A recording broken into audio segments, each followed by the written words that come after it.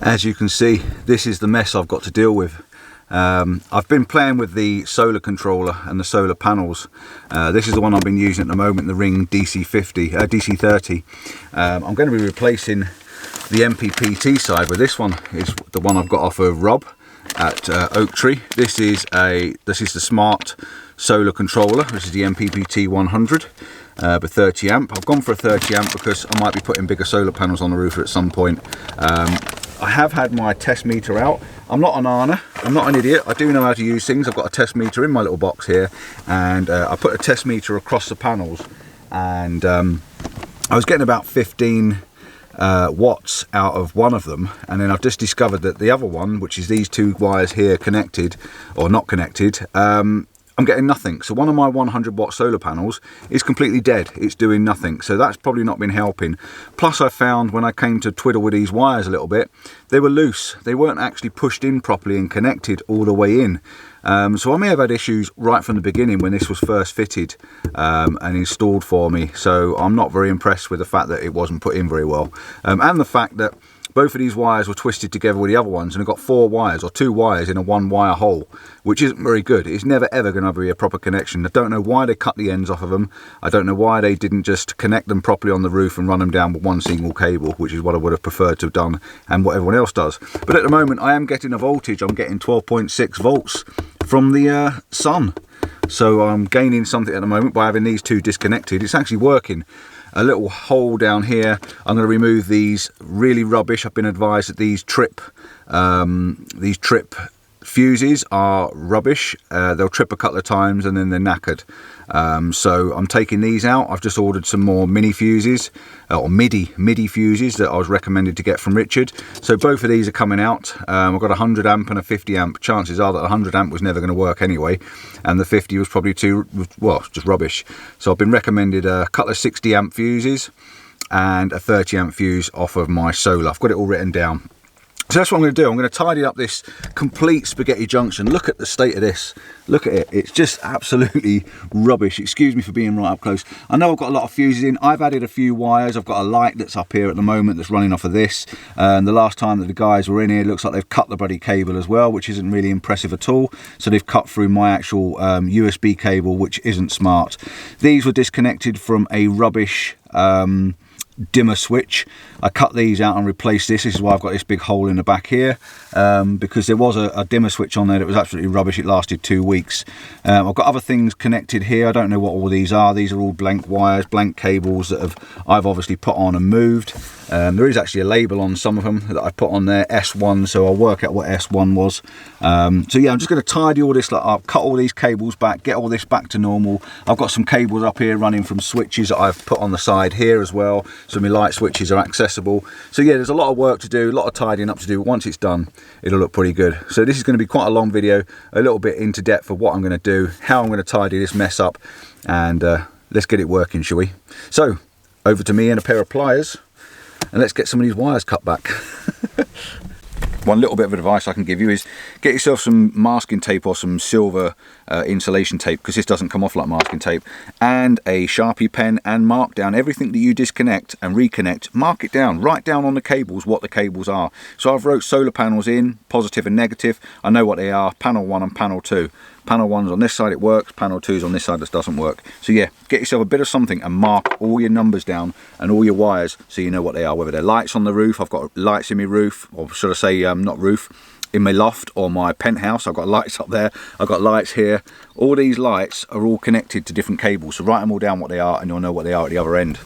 What I'm going to be doing as well while I'm here is removing this. I've got a voltmeter here which tells me what voltage the battery is, and at the moment it says it's 12.7 volts. I've also got one down there behind the new battery. I don't need 2 in here, and my battery's going to have its own special smart meter as well, so I really don't need this. I'm going to take this out and I'm going to put a cigar socket back in there so that I can use a cigarette lighter socket if I need to be, because I've already got 4 USB sockets running off of these switches here. So I don't need any more USB, but a cigar socket would do, so I'm going to shove that in the middle. That's another job I'm going to do.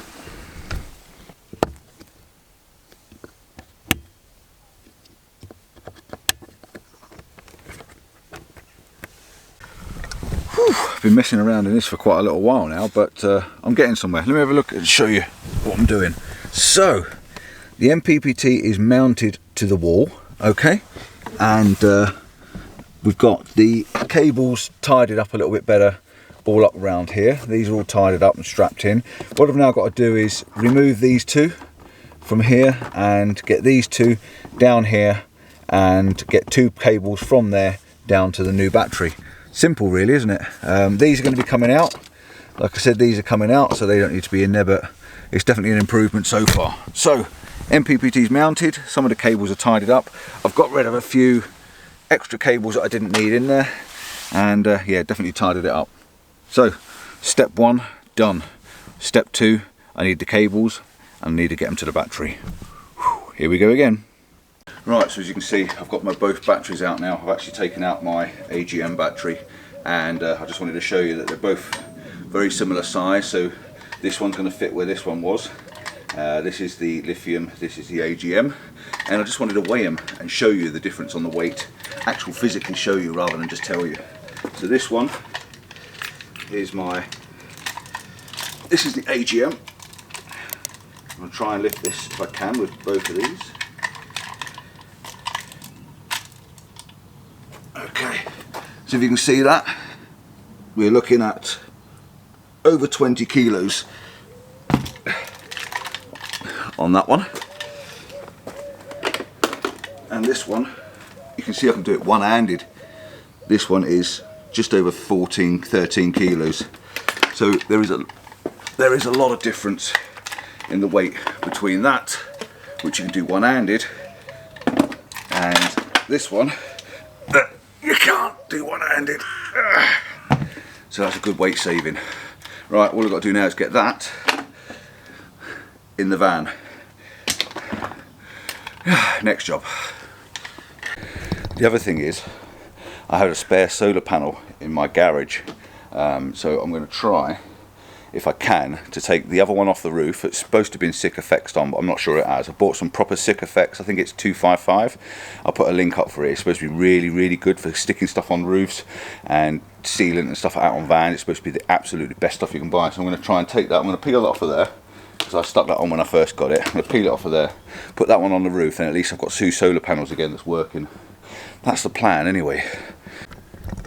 So you can see behind me that I've got both the seats out now. Both the seats are actually disconnected, leaning back, so I can get underneath the driver's seat to get the battery out and sort the wiring out underneath there. And I've also had the passenger seat out because I've done a little bit of wiring underneath there, because I needed to wire up my USB and my fridge socket to the cutout switch, which when it was put in originally wasn't put on the cutout switch. It was wired off of my heater system, which isn't brilliant really. The heater should be on its own, running its own system. The other cable then I can then run through the engine management system, or the shunt system, and I should get a good reading from everything. So yeah, battery's out, ready to go. All I've got to do now is get cables from the back of the van to the front of the van. So it's probably quite dark in here, but you can see I've got the cupboard's been ripped off the top there. I've had the cupboard off the top up there. That's all been taken down so I can get cables through, and I can rewire my little fancy LED lights. The cupboard, the wardrobe is open there. That's where I'm doing my wiring at the moment. And if I'm just getting the van, which is covered in tools and things, you can see in here it's quite dark, I know, but my cupboard's in here, which is where I'm going to be doing my wiring. So yeah, it's a bit messy at the moment, to say the least. I've got cables and wires everywhere, and I've actually bought myself some tools as well to do this job. I bought some proper bits and pieces, heat shrink. I've got a heat shrink gun to, you know, close up wires and seal them and everything. So we're doing this job properly, but what a mess. Oh my god. This is my engine battery down here, and the bay where my battery needs to go. Now I've got a gap of 350mm exactly where my other battery fit, between 2 metal plates, and the battery plastic on the bottom is 354, so I've got to take 2mm of plastic just off the edge, just to make sure it fits right down flat to the floor. It will go in otherwise, but I just want to make sure it's flat on the floor and nice and solid in there. I've also found a place to put my shunt, my Victron SmartShunt, and I've been tidying up all the cables. I've put heat shrinks on all these old existing cables that are there, and I've put the new cable in to the dead switch, which is on this side. So I've got all my positives connected together here, I've got all my negatives connected together there. All these are going to go onto my shunt, and all these are going to go onto the battery, and that's it once it's in. So I'm going to tidy all this lot up. Obviously I've got heat shrink, I've got a nice little heat shrink gun, and I've got all my heat shrink and stuff like that. So we are doing this job properly, we're not messing around, we want to make sure everything is sealed, solid and tight. So yeah, onwards, cup of tea, 6mm screwdriver, 6mm bit, 6mm bolt and a 6mm drill, and we'll be sorted. So we've had a right moment. We've been digging around for cables. I started to put the top of my cupboard back up. I've got some couple of cables tucked to the back, and I've put me little strip lights, me pretty fancy lights on the back there. We've decided not to run the cables across the top. Saying we, I've got Darren with me, he's helping me, he's come over, I'm keeping him active and busy this weekend. We've had to have my speaker out in my cupboard because we're going to run the cables down through the bottom now instead. So the next job now is to make start in the little wardrobe area and get these cables sorted out, get the fuses in place, get the MPPT mounted on the wall and fixed down properly. And all we've got to do, as soon as the cables turn up, I'm waiting for Mr. Amazon to turn up and drop me cables off. As soon as he gets here, we can get the cables in, tuck them under the seat, go round the back of the cupboards and through the step on the side of the door, and you shouldn't be able to see anything. So I'll speak to you again when I get a bit further along. So I'm back in the cupboard again with you. I just wanted to show you the finished product and finish what I've done. There's a little bag up here that's got some spare fuses in it, but this is the Victron MPPT now in. I've got my 30 amp breaker coming in this side. I've also got a 60 amp breaker coming into my DC, because now this is now just running my DC to DC. I've got to just start the engine just to make sure that's doing what it's doing. Ignore these little cables, this just goes for a light that's up here, and all the nice tables now, they've all been cable tied in, everything's nice and tidy, tucked in tight. There's a little bit of spaghetti junction going on, but everything's doing a proper job and everything's in its right place. I've also kept a breaker in on the incoming circuit from the solar panel as well, so that if I've ever got to work on the solar panel, I just kick that breaker and it just cuts out the power coming in. But yeah, everything's in, blue lights flashing, the app is working. I can show you the app, just bring this up on the screen for you, and what I do is I'll do a screenshot for you and get it to come on, shall I? Okay, so my phone's going, I'll open the app, you can see it's connecting. I've also got the shunt in the front as well, I'll show you that as well. It's just connecting now, 20%, 8%, 95%.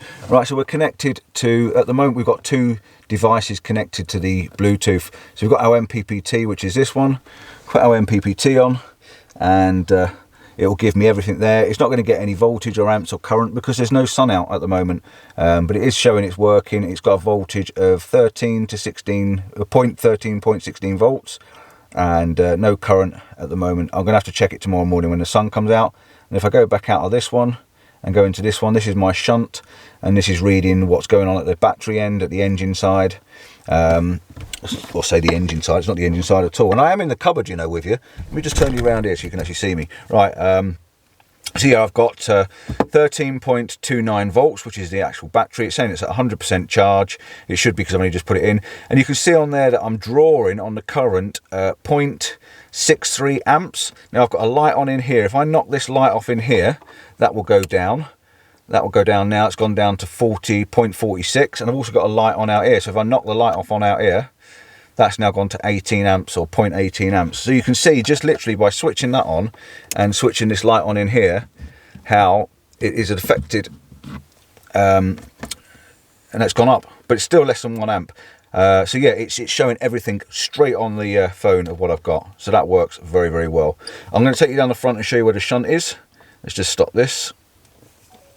I'll take you down there and show you what I've done at the front of the van, and then yeah, it's time to tidy up. Right, so here we are down at the steering wheel end, and as you can see down here, my Eco Tree battery, lithium battery, is now connected. Everything's in here, blue terminal, red terminal, all the tight wires are tidied up, tucked in nice and neatly, tucked it all away. It doesn't move, it fits in there absolutely perfectly. And down here we've got our little blue shunt, and that's reading, there goes all the things falling over, that's reading from, you can see the Bluetooth lights flashing there, and that's basically reading everything that's on the back of my screen. Okay, so simple as that. Everything's in, job's done, and all I've got to do now is reconnect my seat, put the seat back in, start the engine, make sure that I'm getting current back through to the DC-DC, and the job's a good one. So I'll report back in once the engine's running, the van's tidied up, and I'll show you the finished product. Back in my box again, just showing you that I'm getting 14.5 volts coming from the engine. So the DC-DC is now working very well, getting 14.5 from the engine, and I've just got to make sure that I've got solar in the morning if the sun is actually out and we've got any light on it. So yeah, everything is working perfectly at the moment. So that's enough tonight. I'm going to grab some tools, take them in, and I'll see you in the morning for the final report. I've got a backache now as well.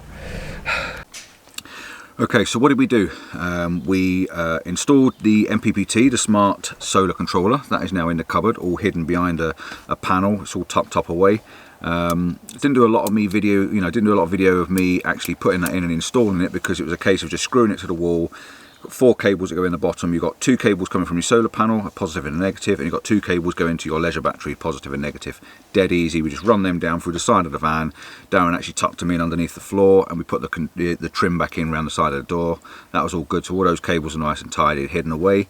Put a couple of fuses in. There's a 60 amp fuse from the solar, from the DC-DC, and a 30 amp fuse, and these are MIDI fuses. These are slightly different. These are small MIDI fuses. They were highly recommended from Rob, one of Rob's team, Richard. So that was fitted in there.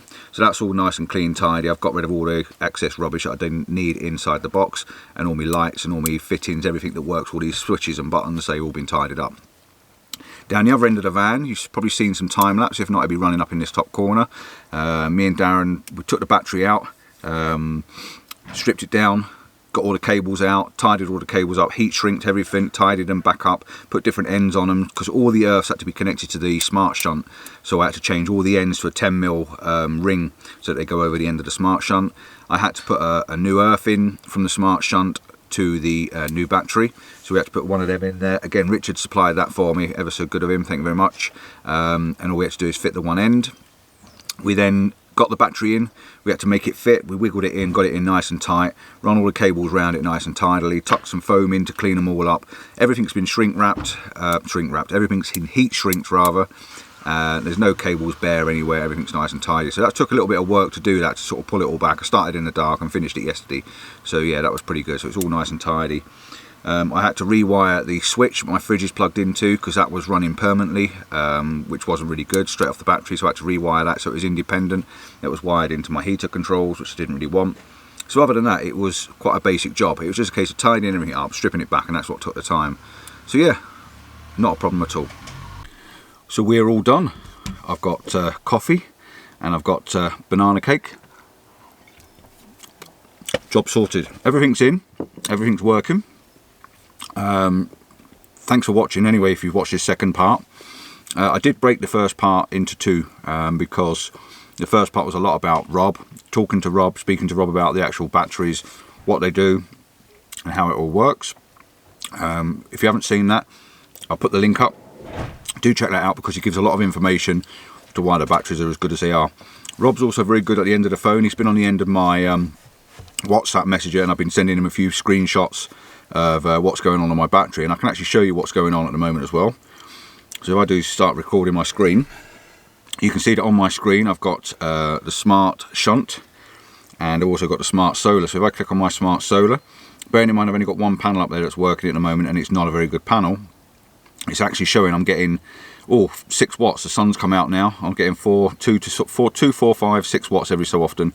1 amp, 1.1 amp, 17 volts is coming in from the solar. So you can see it's actually working. It says state bulk, so I assume it's on bulk because it's already charged. So yeah, everything's on that screen to show you what's going on, and then I can go back out on that and I can go back in my shunt, and what the shunt will show you is everything that's going on with that battery, which I thought was really quite good to have. And when it connects, right, so you can see the Smart Shunt, we've got a low voltage warning. That's because I've set some parameters. If I go onto my parameters, onto my alarms, you can see I've set my state of charge to 20%, so when it gets down to a low 20%, it'll give me an alarm. Also, I've got my starter voltage, and it's a starter voltage that's saying it's low. I've set it to 12.7 because I've got a smart starter, so I'm assuming when it drops below 12.7, it won't take any current from the battery. But when the engine's running, it will take the current from the battery. So that would be just fine. Let's go back to the normal screen. So we're back on the normal screen. It's showing I've got 100% charge. Voltage is 13.3 volts. No amps and that coming out because nothing's switched on at the moment. Time span, it says infinity. It says I've got time remaining. Well, it says 10 days on there. It was just showing infinity before, wasn't it? So I've got 10 days of battery at this state, which you'd think it'd last longer than that. They just go, if there's nothing running, it's not going to run out. You can see it's gone back to infinity again now. So it's going to last for months and months and months with no charge. So yeah, that's the display. Very, very easy to use. Rob actually gave us a sheet with all the information on it, and you just type in the information that you need to put in there to make that work properly with this battery. So yeah, Rob's really good. At the end of the telephone line, he's just sent me 2 messages now. I've got a couple of messages on WhatsApp. He's just looking into the information for me. Speak to Richard tomorrow. So yeah, really, really good. Very, very helpful. Thanks for watching. Hope you enjoyed this. I know it's been a bit of a random install. Thanks to Darren as well. He's helped us out. He's done a little bit of tinkering while I've been doing stuff. So I'm going to get off now. We're going out. We're going to go and do a little bit of photography. If you want to see my photography videos, they are out on a Wednesday and a Sunday. So check them out. If not, if you like reviews, then I do some reviews on a Friday. Do check these guys out if you're after lithium. Very easy to install. I've installed this myself, tidied up all the wiring, and it's a doddle, an absolute doddle. I'll even give you some advice if you want some advice. So drop us a link in the comment, and yeah, see you soon. Ciao for now, and I'm going to eat my cake. Bye.